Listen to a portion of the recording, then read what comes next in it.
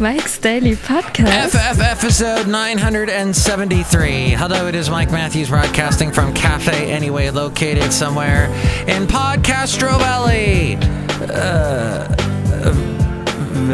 10. Today, it's the finale of my intimate interview with the lovely country music singer-songwriter DONICA KNIGHT.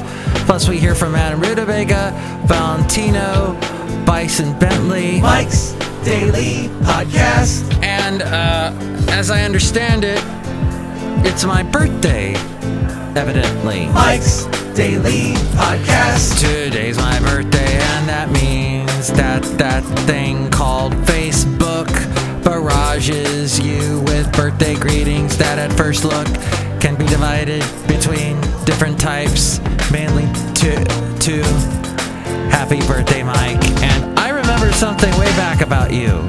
Someone I used to work with reminded me about the Chely Santa Fe Cafe, Mike's Daily Podcast, and Sarsaparilla.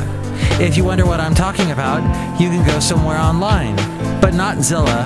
I mean Zillow. Daily. That's for real estate Podcast. Find out how expensive houses are. Yeah! And I know you don't want to know about that. No. Go to mikesdailypodcast.com, click on the cubbyhole page. It just says cubbyhole, and you'll hear old shows of the Santa Fe Cafe.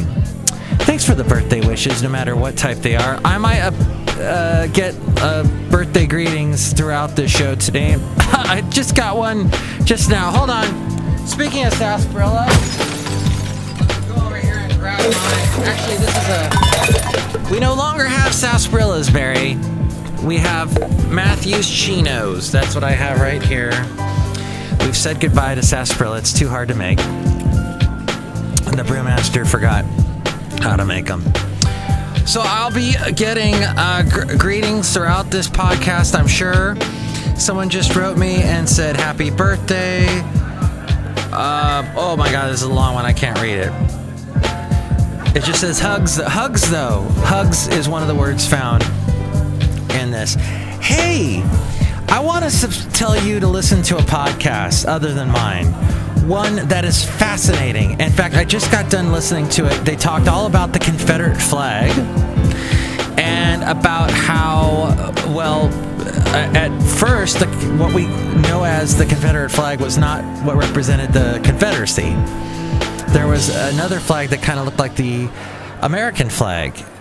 And it's interesting what was before the Confederate flag. Anyway, check it out there. It's called Backstory, and it's wherever you can listen to podcasts. But yes, today we're going to talk to DONICA. It's like Monica with a D. And we're also going to have Madame Rootabega, Valentino, Bison Bentley stop by. And I wanted to say what is going on here, where we live in a world where wrestling matches are being threatened by stupid ISIS. They're threatening terrorist activities at a con. Odd. I mean, ISIS is trying to bring about WW3, and there they are showing up at WWF events. So I think that's probably one of the worst events they could pick, because those people there are going to break a chair over any ISIS terrorist's head. And you want to talk smack? That's a thing at a wrestling match. Everybody's talking smack to each other. I'm going to tear him apart. I'm going to rip his head off. I'm going to throw him off the top of the ring into the crowd. That's what they say, right? Something like that. No? So that's interesting. And the second thing, or is it the third thing I wanted to bring up? Maybe it's the fifth thing. It's one of the things. One of the things I wanted to bring up is that we have the wonderful MIKELOPEDIA. No, wait, that's next show. Is the MIKELOPEDIA INSANICA. We'll be bringing that back. No, I'm talking about the pod. Oh, what the heck is it called? Mike's Daily Podcast Master Pod Theater. And now the podcast players present Master Pod Theater. Today's edition, The Marriage between Sofia Vergara and Joe Manganiello. Hey, you're really beautiful there. You know, you're beautiful and everything. Oh, thank you. Thank you. I want to thank you so much that you are marrying me because you're so much younger. Yeah, we'll get married there, and I'm really hot. Your chest is so beautiful. You have such big man pecs. And you've got big lady pecs. We'll be in love together. I can't wait to do another episode of Modern Family. And I can't wait to do another movie of the Magic Mike movies. Me too. I love that. You're so hot. Whoa, okay, so that was that just happened. A big thank you to the podcast players. I think particularly there was Madame Rootabega and Valentino, the parking attendant, involved with that, but what have you. Look who else just walked in. Hello, Michael Masters. This is Madame Rootabega. Yes, I played the part of Sofia Vergara. Excellent job. That was great. Michael Masters, you were going to bring something else up. I was. It was about... I went to the Mixer in Podcastro Valley on Thursday night. A Mixer. It was great because it was at a Mexican restaurant and they had free taquitos, to the hot little thing, the dough fried, not a taquito, not a... it's like an egg roll, but you shove it full of delicious carnitas and things. Anyway, it was fantastic. And there were people there from Podcastro Valley talking to each other. It was a wonderful assemblage. Michael Master, I wish I was there. You would have enjoyed it. I talked to some ladies from the Moose Lodge. A what lodge? A Moose Lodge. Michael Master, do they have a lot of mooses there? Yes, they do. So many moose. Mooses. Learn the plural of mooses. Dang it, Madame Rootabega. I'm sorry, Michael Master. Look who else walked in. Hello there, Mike. This is Valentino, the parking attendant. And this is Bison Bentley. Do you know that? Mike, we wish we could have gone with you to that mixer there. I bet there was some very hot ladies in business suits there. Yeah, business suits. And hot. Do you know that? There was actually quite a few very lovely looking professional ladies. And I must say, though, not just mixers are great places to meet women if you're single. Dog parks. We may have addressed this topic in the past, but dog parks, lots of lovely ladies there. I was at a dog park today before I got here to Cafe Anyway, walking Basil the Boxer. Oh, such a great time. I have to tell you, though, I didn't really have a chance to talk to the lovely ladies because I had to take Basil home and then rush to the Jersey Mike's because apparently I get a free sandwich and a free drink on my birthday. And I don't have to purchase anything. Every club that I've signed up for, you don't get anything for free on your birthday. You have to buy something to get something. Stupid Black Angus. You get a free huge cookie with ice cream on it, but you gotta buy a whole, steak or something for some exorbitant price. So that's pretty much a summation of what's going on. We've looked at the wedding of the day, the strange politics of the day, the best podcast to listen to. In fact, C-SPAN today is, Backstory, I guess, is doing a live broadcast and for their podcast, and they're talking about the D.W. Griffith movie, Birth of a Nation, which has divided this country and cinema fans for eons. So, and actually, if you go see Forrest Gump, they make mention of that. Because Gump had something to do with that guy, the big Confederate dude that became the Ku Klux Klan fella. I don't know my Southern history as well as I should, but that's neither here nor there. Speaking of, so Birth of the Nations, birthdays, and barrages of greetings. That's what we've been talking about today. And now we get to DONICA KNIGHT, who is from the South And we will wrap up our conversation with her in our Into an Interview segment coming up in just a minute. I'd like to remind you, though, you can listen to this wonderful show at a myriad of places on Mixcloud, Spreaker, Player FM, Podomatic, Stitcher, TuneIn, SoundCloud, YouTube, iTunes. Go look for those links at all those places at mikesdailypodcast.com. Also want to remind you, too, about the iTunes thing. If you go into iTunes, and we're seen in iTunes from a couple of different places, SoundCloud, Spreaker, Podomatic. If you like us in iTunes and comment on the show and rate the show, more people find out about us and we don't languish in obscurity as much. You can also tell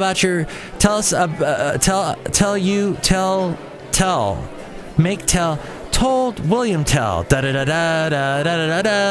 You need to tell your friends about this show through Facebook, Twitter, Instagram, Yelp. All those locations. Tumblr can be found for Mike's Daily Podcast at mikesdailypodcast.com. And if you want to also help us out, if you're going to buy anything on Amazon, click on that link there at Amazon, mikesdailypodcast.com, that link to buy whatever it is you're going to buy. Finally, there, if you want to help us out through a donation, there's the PayPal and become an inglorious Mike's Daily Podcaster.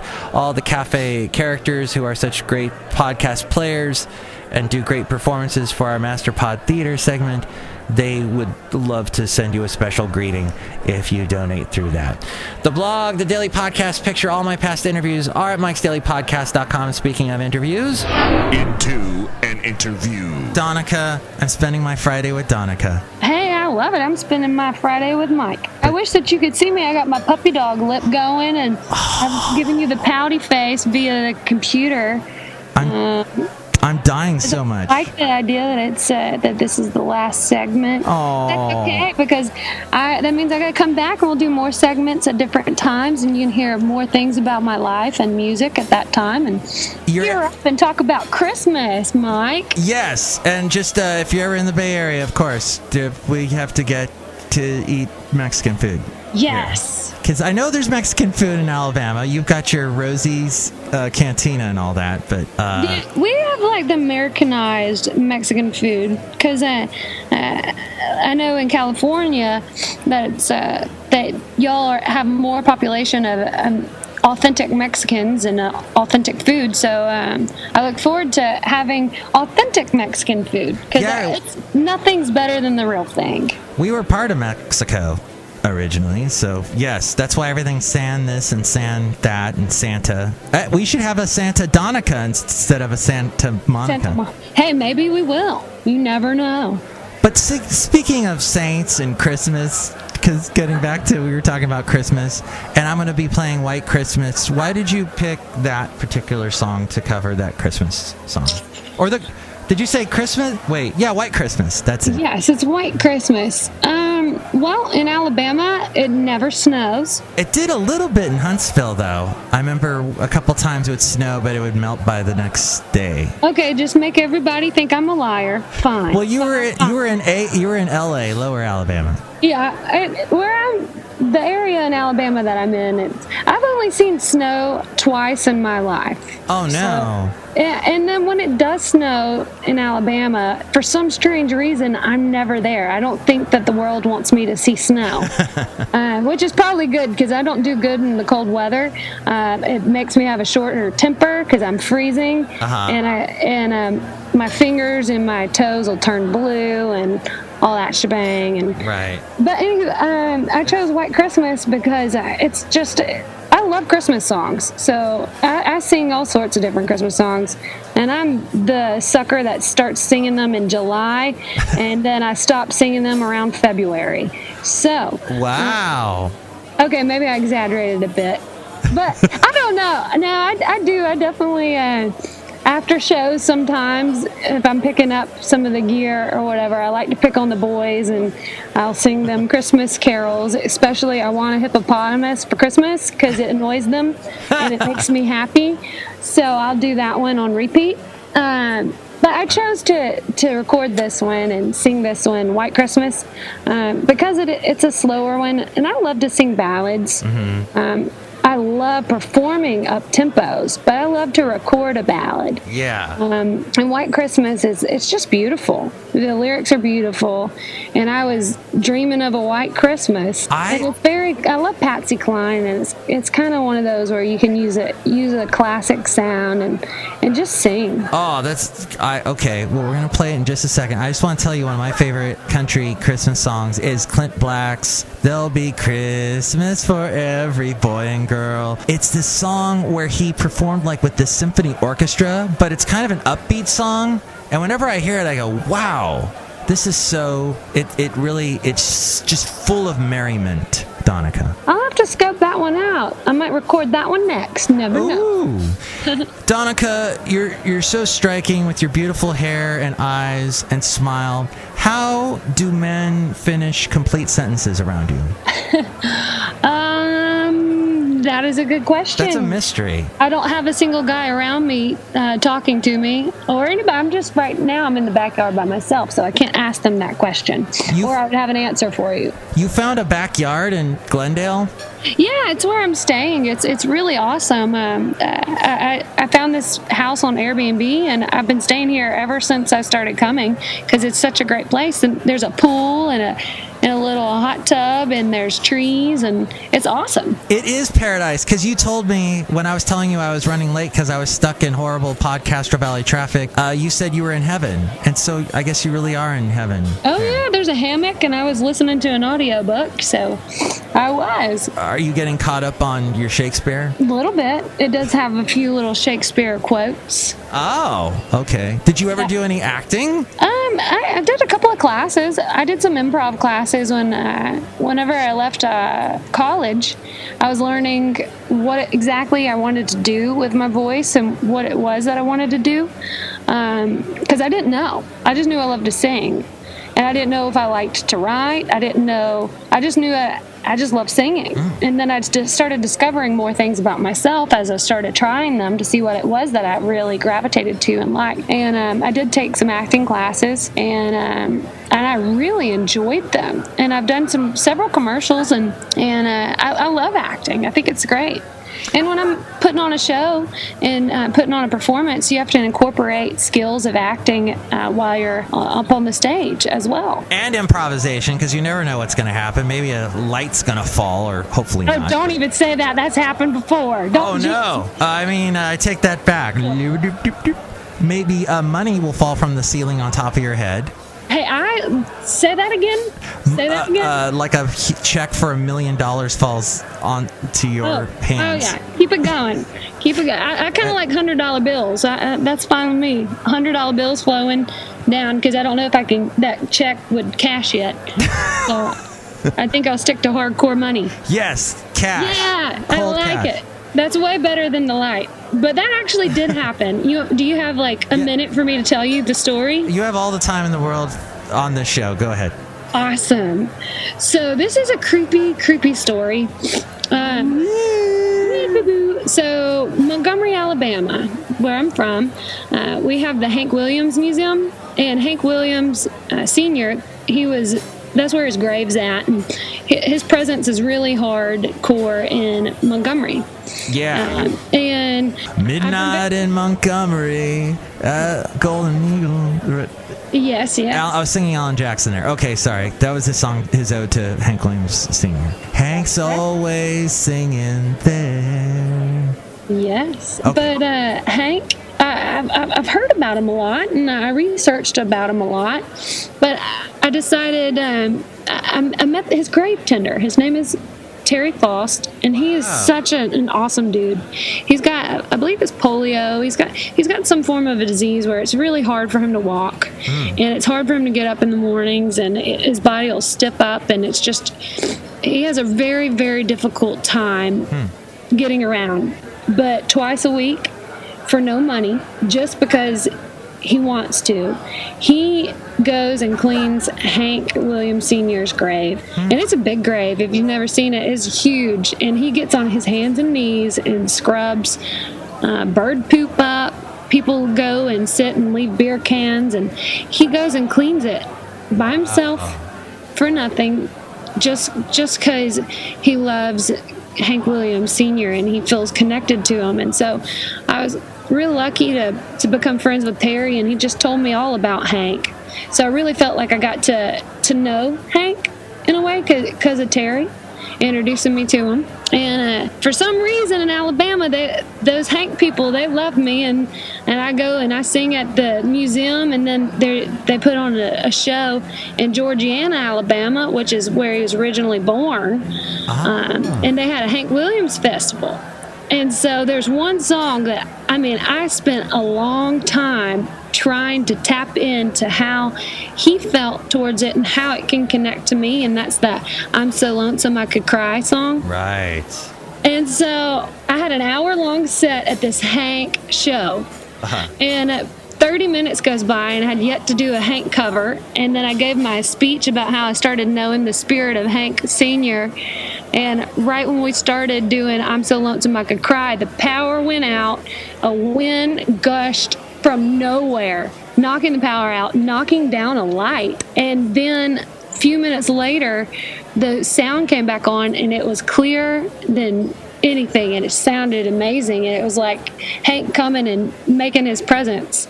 So that was the one time that the light came down and almost hit my guitar player. And then fast forward a few months later, on January 1st, it's the celebration of his death in Alabama, and the Hank Williams Museum always puts on a show. So I go to do this show for him this year, and I only sang about 5 songs, and lo and behold, when I went to go do I'm So Lonesome I Could Cry, my band couldn't attend this show, so I did it to tracks, and I had sang like 3 songs, and then once I get to I'm So Lonesome I Could Cry, my music goes out. I'm like, oh my gosh, I can't believe that. It's some things are crazy, and that's one of those things that's crazy to me, because it's weird that it happened once, but when it happened twice, it's like, okay, either you want me to sing this song, Hank, or you don't want me to sing this song. And Terry says that it means nothing but good. So I'm going to trust him. That's an amazing story. Wow. Yeah, kind of weird, huh? Hank's keeping an eye on you. Yeah, I kind of think so. Kind of mischievous. Yeah, I really think so. Strange. Now, so you grew up Montgomery, Alabama, and is that where you got into sports? Did you get into sports at a young age? Yeah, I have an older brother, and he was a freaking awesome baseball player, and so I wanted to be like him, and so I learned real quick to toughen up, and I wanted to be just as good as he was. I actually played baseball with the boys. Wow. For a long time, and I made the all-star team, and I was the first baseman because I hit my growth spurt before everybody because I was tall, because I was the female, and I got a little World Series softball ring because I did swap over softball, and I did travel ball, and I had a scholarship to Auburn or wherever I wanted to go play softball. I also had a scholarship to play volleyball at Ole Miss. Dang, Donica! I know, I was really a hardcore sports girl. That's talented. Wow. But I didn't want to do a sport in college. I wanted to because it's a job, and I wanted to go be a college kid, and I wanted to do the sorority thing. And how did you like that, by the way, the sorority thing? I loved it. And my sorority has really stood by me going and pursuing my music. And I know that they have me at a lot of events to sing, and they really promoted my music, and they still do. And I'm forever grateful for Alpha Chi Omega. And but it's just, you meet so many different people from all over the world, and but I also, other than sorority girls, I really enjoyed like sports, like I said. So I did intramurals, and I started doing kickboxing, and so I joined this little like boxing gym and learned how to box, and so I hung out with some of the boxers, and then this was kind of funny. So my next door neighbors in college were in the Navy. The Navy is more competitive in the intramural sports than the sorority girls, because it's co-ed and it's Navy folks, so they're more interested in sports and stuff, and than my chicks were in the sorority. So the Navy folks, they might have told a white lie and said, hey, she's in the Navy, so I could be on their sports team. And we kicked butt. Wow. And so that was always a hidden secret that I was not in the Navy, but nobody really checked and cared. It was like they're just happy people were there to play sports against each other because, yeah, it was a lot of fun. You're like a ringer. Like everybody wants you on their team. You're like... What can I say? You're Supergirl. Some people just... I got lucky. I was just dealt the hand of athletic ability. That's probably where my figure kind of comes from. It's because I got that athletic built. And you're built like a superhero. Dun, dun, dun. I should have been Wonder Woman for Halloween, but I was not. I can't. If you are Wonder Woman, I'm so